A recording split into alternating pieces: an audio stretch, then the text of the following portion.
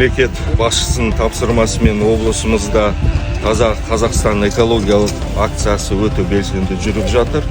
Облыс тұрғындарымыз белсенді атсалысып, 1400-ге жуық аула тазаланды, 57 мыңдай тал егіліп, 800 шақырым канал арықтарымыз тазаланды.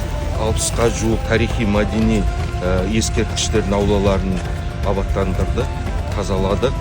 3000-ға жуық шақырым көшелер тазаланып, осы акция Жамбыл облысының тұрғындары игі бастамасын бірдей қабылдап, бәрі атсалысып жатыр. Тазалықты сақтау бұл қоғамның бойындағы тәрбиесін, мәдениеттілігінің көрсеткіші. Сол себептен осы акциямыз облыс тұрғындарының арасында дәстүрге, әдетке айналады деп мен сенемін.